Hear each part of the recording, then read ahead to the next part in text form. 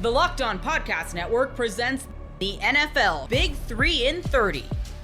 The three biggest stories in the NFL from our local experts at the Locked On Podcast Network.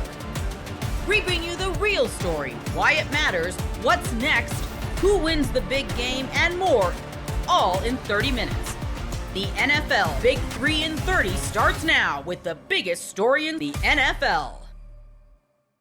The Denver Broncos survived a thriller on Monday Night Football. You are Locked On Broncos, your daily Denver Broncos podcast. I tell you what, we're getting here late, back past midnight here, Monday Night Football. The Broncos hang on in a thriller where it's like, hey, anything that you could expect to happen from a drama standpoint, it certainly did. It definitely did, Cody. I mean, this was, you see people on Twitter or X saying this is maybe the most entertaining Monday night game of the year, one of the most entertaining games of the year, period. If you're an NFL fan, just watching for, the fireworks, right? And we got all of the fireworks in this game, whether it was offensive fireworks, whether it was the pick six, which ended up being the savior for the Denver Broncos once again. Cody, we saw it against the Las Vegas Raiders earlier this season where Pat Surtain intercepted Gardner Minshew, took it back for 6, completely changed the complexion of that game and frankly, maybe even the season for the Denver Broncos if they would have gone down by 10 points at that point.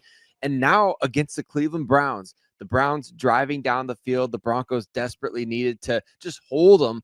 And Nick Bonito comes up with a pick 6 in the first half there, which kind of, I mean, it was already going back and forth at that point, Cody, but that kind of started this like, okay, we're trading. This is like a boxing match, and we're not talking Jake Paul and Mike Tyson here. We're talking about actual boxing, like real stuff. Like these guys are trading punches, and it was such a fun game. And yet I'm looking at my Apple Watch during the game. I'm checking my heart rate's up in the 120s. I'm like, what the heck is going on right now? You said it best. So, man, it was back and forth, but the defense, man, they were terrible in so many aspects and amazing in others. Yeah, I mean, this was a game where it's like defensively, I put a tweet out there. It's like, you may want to burn this game tape, right? Because the Broncos defense, when you look at the numbers and you look at just how this game felt, they gave up over 553 yards of offense to the Cleveland Browns. That's ridiculously bad. Like, this is a type of performance you're like, what happened? What went wrong? Well, it was Jerry Jeudy, former Bronco, went off against his former team, and Denver simply had no answer. And look, we'll obviously get into that a little bit later on. We got a lot to talk about this week as the Broncos are in the bye week. But, I mean, Sarah, you're right. The Broncos, they're not going to get the ball to start the second half, right? And Jameis Winston, the Browns offense, they're seemingly doing whatever they want in this game. They were 6 of 10 in the first half on third down. It's like, all right, hey, pressure coming up from Zach Allen, and all of a sudden, Jameis Winston forces an errant throw. Nick Bonito picks it, runs it back for the pick 6, tide turner right there. And then the Browns somehow found a way to score right after that with just barely like a minute 20 left in the half. And it's like, oh no, the Browns score. They get the ball back in the halftime. Denver, they came out their first 3 drives. They were able to force, 0 for 3 on third down for the Browns in the second half. But sometimes it didn't really matter because Jameis Winston simply had time to throw and connect with Jerry Jeudy, who went off for 200 plus yards against his former team. And interestingly enough here, Sarah, Pat Surtain only guarded him on a few, like in terms of coverages. I think there's only 3 targets. He gave up 2 catches on 3 targets for a total of 30 yards, according to Next Gen Stats. Whereas when he was against Levi Wallace, we don't even want to talk about those numbers there on this show. We'll obviously highlight a little bit later in the week. But Denver giving up over 500 yards of offense, but coming up big, and really no bigger moment. Look, Denver, they kick a field goal late in the fourth quarter. They go up at this point, and it's like, hey, now you got to get a stop defense. And then you see rookie cornerback Chris Abrams-Drain getting thrown in the game. Levi Wallace benched for the rookie who got his first NFL regular season action. And all of a sudden, it's like, all right, 3rd and 14. Jameis Winston throws an out route for 14 yards to pick it up. And it's like, dang, Broncos in trouble here. And then knock, knock. Who's there? Jaquan McMillan, pick 6.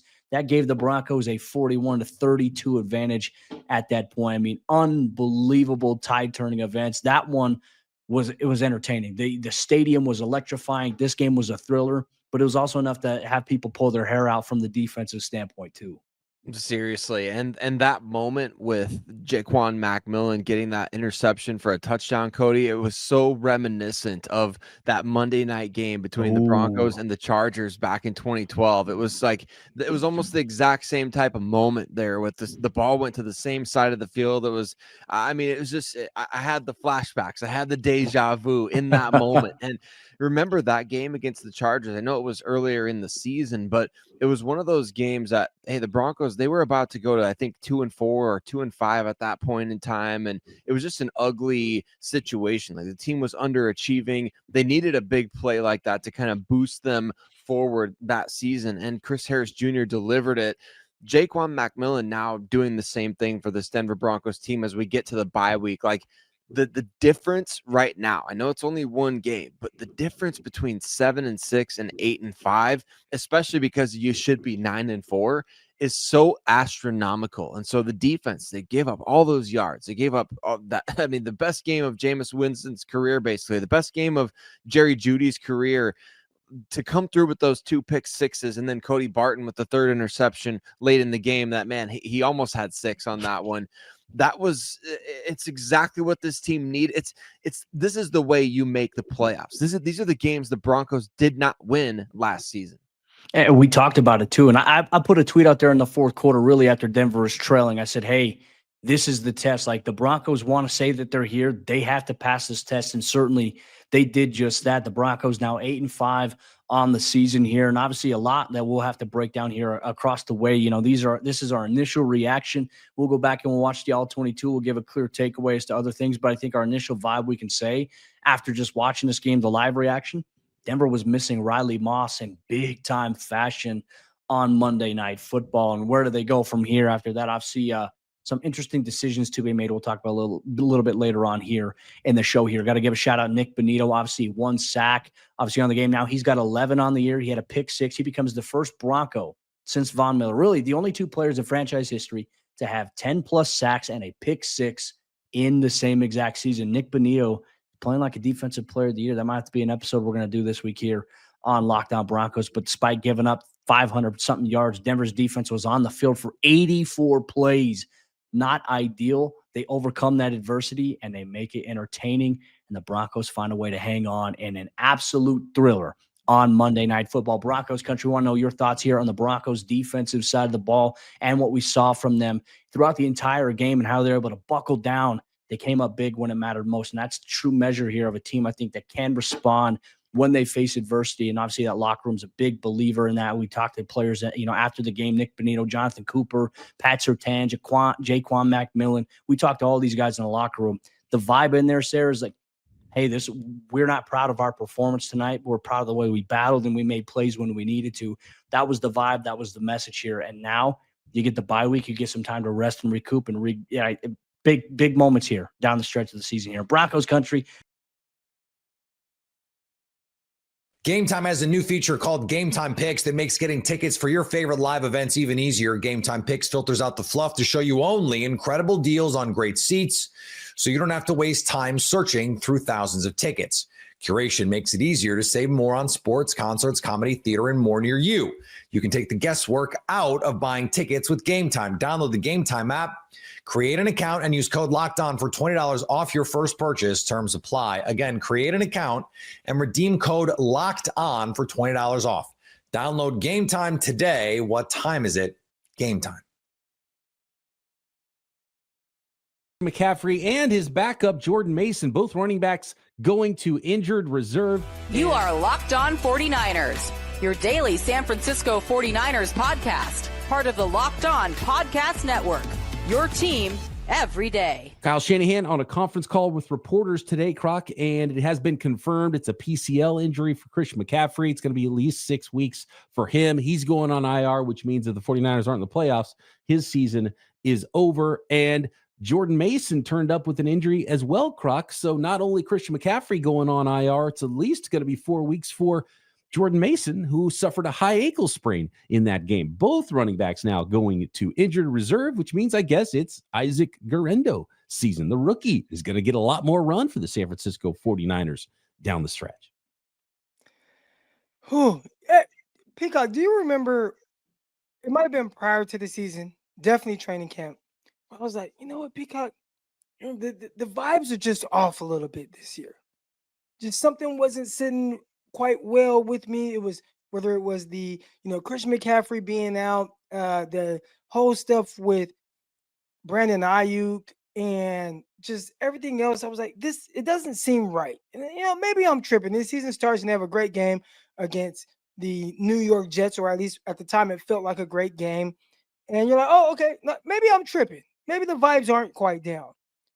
But as we approach, kind of the back half of this season, I don't know if this season, from an injury standpoint, a coaching standpoint, we've complained every week about special teams. And now it's like not just Christian McCaffrey's out. It's like, man, Jordan Mason, the guy who has ran very well, he's been battling injuries throughout this season.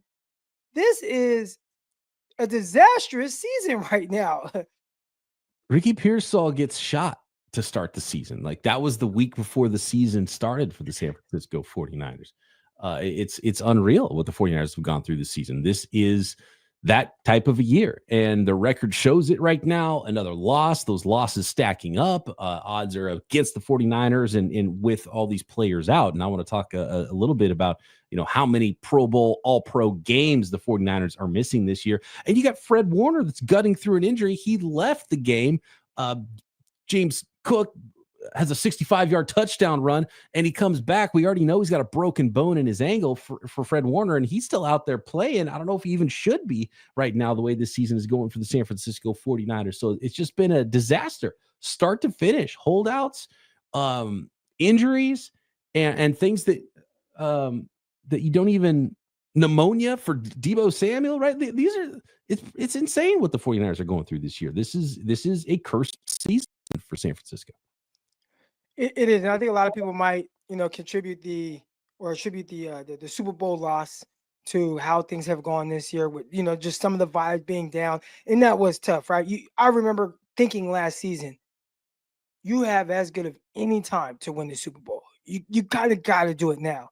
And I had one of our listeners who lives in Minnesota, or he lives somewhere else. I don't remember exactly the state, but whatever the local team is there, they're like, man, they're just looking for any kind of, positive, vibes or outcome of the season, whether it's, just playoffs and can we get a playoff win, whatever it is.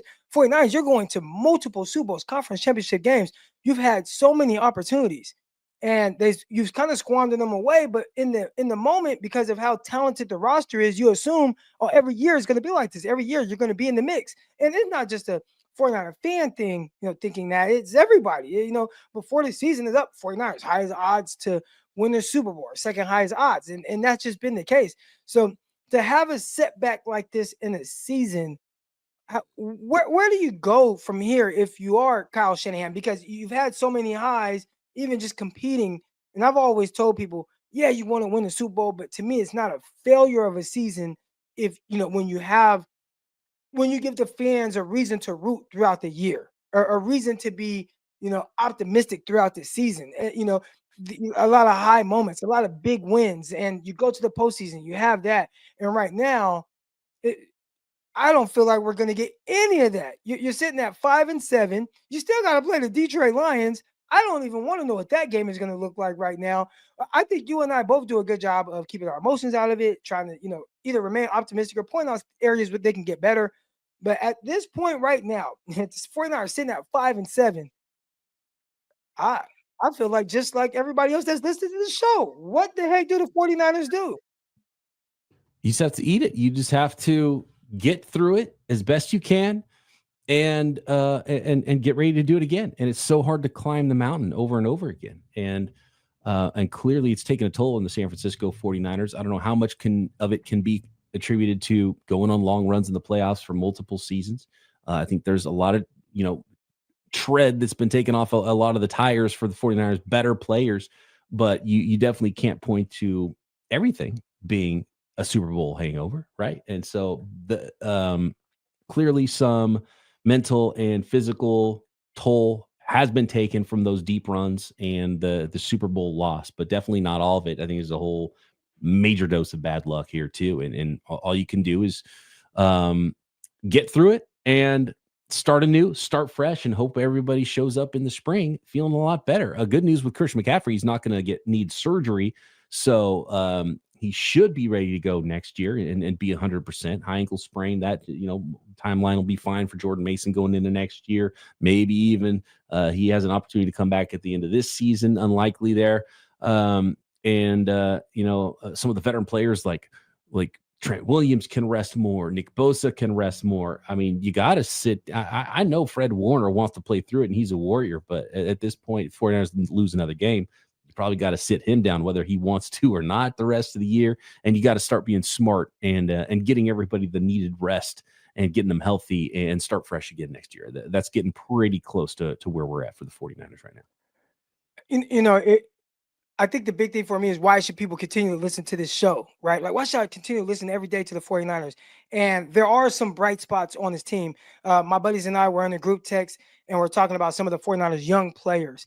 And from here on out, if you're not going to hear us talk about the 49ers making a playoff push or even playing in the playoffs, let's talk about some of these young guys and what they're doing. Isaac Guerendo, this is a big opportunity for him. There is no CMC. There is no Jordan Mason. It is going to be your show now, Guerendo. What does that look like, and what improvements do we see from week to week?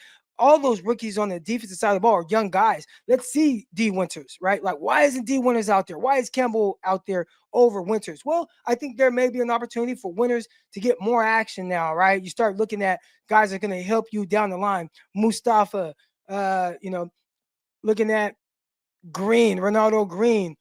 What do those guys look like? So if you can't expect anything else on this show, you will get to hear a lot of more in-depth analysis on the guys that are going to be really leading the 49ers for years to come. A lot of great young talent, a lot of really good guys, a lot of guys that are contributing right now, albeit not to wins. But I think you kind of need times like this, some adversity, to learn how you have to prepare week in and week out. And I can't wait to really break down those guys and how they're doing as this season progresses. Absolutely. It's evaluation time. It's always evaluation time. You're putting stuff on film every single time you go out there in the NFL. Ricky Pearsall. How about this note on Ricky Pearsall?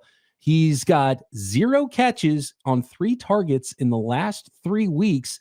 He's run 63 pass routes over the course of the last 3 games, according to Josh Dubow of the Associated Press.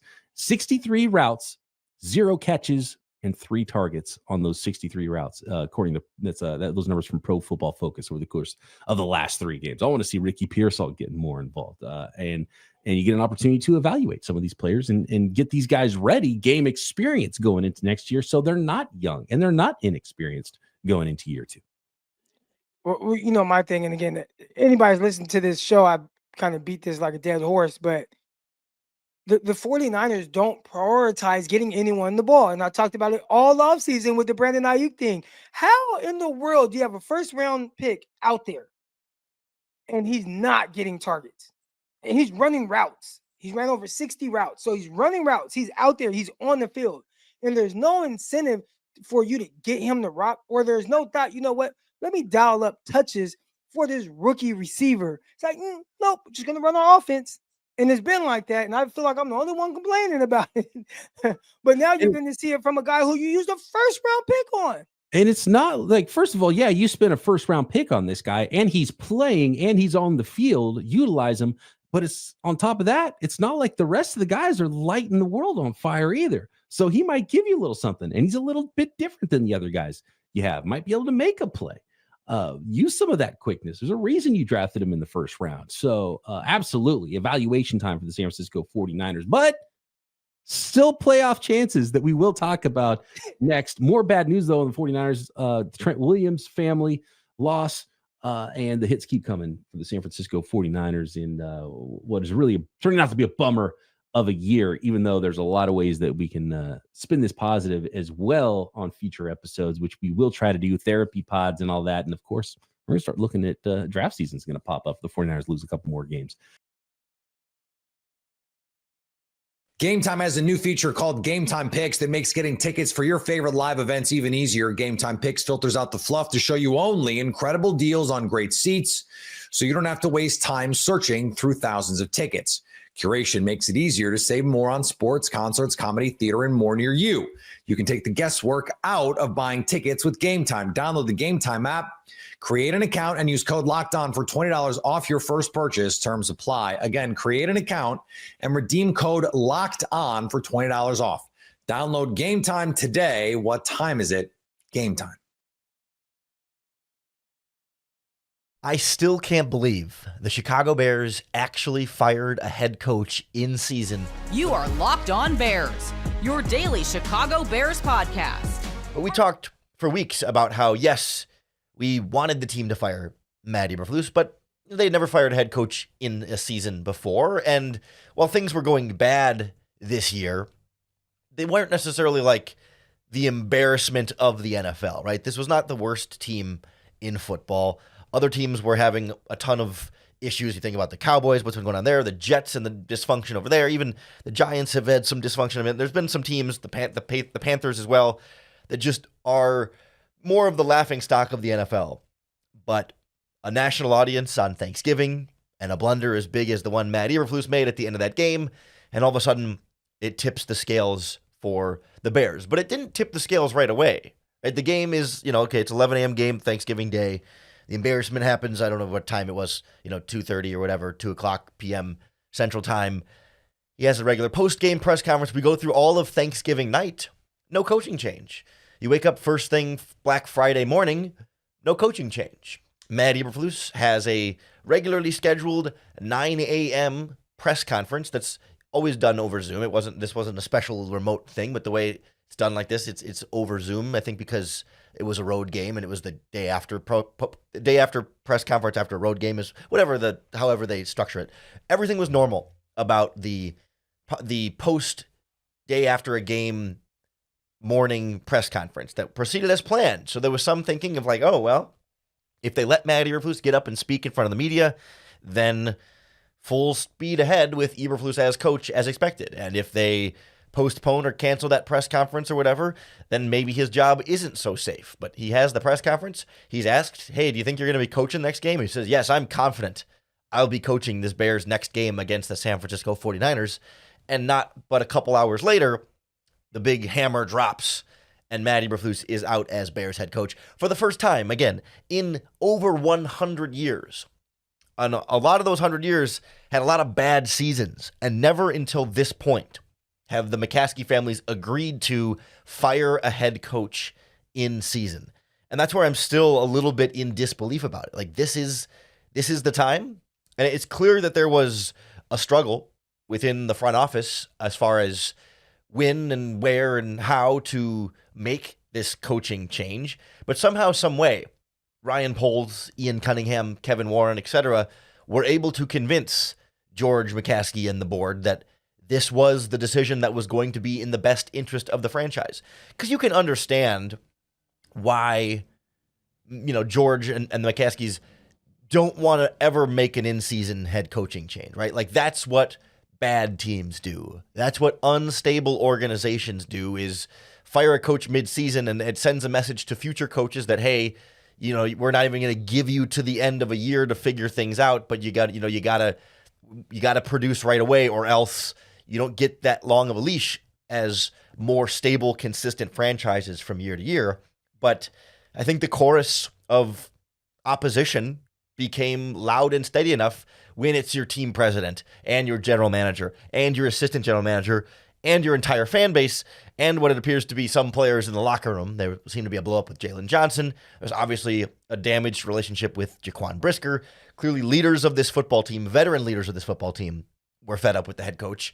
And you were really running out of people standing up to defend Matt Eberflus. And so at some point, it comes back to the McCaskey saying, do you want to continue like this where no one is happy with the head coach, or do you make a change for the first time ever? It's been reported that Ryan Poles wanted to fire Matt Eberflus earlier this season, as early as the Patriots game, a loss to New England there. And this comes not long after Ryan Poles had just stood by Matt Eberflus at his press conference at the end of last offseason saying, this is the guy we believe in to support Caleb Williams. And all of a sudden, that has changed. And now everyone's saying, okay, well, then what does that mean for Ryan Poles? Is that a big blemish on him? It is. And we'll talk about Ryan Poles a little bit more in a little bit here. But I'm just stunned that like this 4-8 Chicago Bears team was the one that George could be convinced on. Because you have to imagine, Ryan, the previous general manager, so Ryan Pace, and I guess Jerry Angelo wasn't there for Mark Trestman, but like, when you think about previous Bears head coaches that ended up getting fired, those general managers were probably pushing for the ownership to make a coaching change then. I mean, you look back, you think about maybe not as much Matt Nagy, because Ryan Pace probably knew he was going to be gone with Matt Nagy, but Ryan Pace certainly pushing for John Fox to be fired during that 2017 season as he's watching his his first round quarterback get ruined by a bad head coach. And the Bears sat through a bad 2017 season with John Fox, where they finished 5-11. At one point, they were 3-9 on a 5-game losing streak. They were failing around their rookie quarterback, who was struggling a little bit. They had lost at the end of that 5-game losing streak. They just lost to a 2-10 San Francisco 49ers team. It was just their second win of the season. It's a pretty embarrassing moment. But then McCaskey said, "No, we'll just finish out the year and ride this out." Or you think back to Mark Trestman in 2014, finishes 5-11, but halfway through that season, they lose a game to the Patriots where they gave up 51 points. Then they have a bye week, and they come out of the bye week and give up 55 points to the Green Bay Packers in one of the most embarrassing division losses the Bears have had in the last 20 years. And they sat through that. Or you can go back to the end of the Wannstedt era in 1998. They went, 4-12 in 1997 and 4-12 again in 98. And that 98 season, they lost 6 in a row and were at 3-11. They lost to the Vikings and the Packers, divisional game losses. And they said no. And obviously that wasn't George McCaskey in 98. I know George didn't take over, but the McCaskey family and Bears ownership in 100 years has never made that decision to fire a coach in season like this until now, until Matt Eberflus. And that's a credit, I think, to Poles and Warren for being convincing. It's probably also a credit to Matt Eberflus for having such a catastrophic embarrassment at an end of a game that was so directly on him and reflected the issues in a way that's impossible to ignore or brush under the rug. The way that, okay, Trestman, you could blame some defenses, and John Fox, you could say it wasn't a very good roster, and X, Y, you could make excuses for other guys, but Matt Eberflus, the excuses really, really started running out. I also think the composition of the team as it stands right now also has a lot to do with why now they decided to make this change with this coach as opposed to previous coaches. And I think the bigger factors for me might come down to Caleb Williams and also Thomas Brown, who I think both of them played a really big part in the McCaskies making this head coaching change in season. The Chicago Bears decided they needed better help at the head coaching position. And they've never done that before, but I think the circumstances of this team right now played a lot into it. That this is not just any rookie first-round pick quarterback, but a number 1 overall pick quarterback who is also playing well in spite of his head coach. And you have then direct evidence 3 weeks in a row of your head coach holding that quarterback back from winning. And at the same time, you have direct evidence of the guy you promoted to be offensive coordinator directly aiding and helping that quarterback look like a number 1 overall pick and giving you a clear direction and out if you decided to move on from Matt Eberflus. And I think those dynamics are particularly the most unique to the Eberflus situation that weren't there under previous bad Bears head coaches that gave ownership and the front office some confidence and peace of mind to be able to make this decision for the first time in franchise history.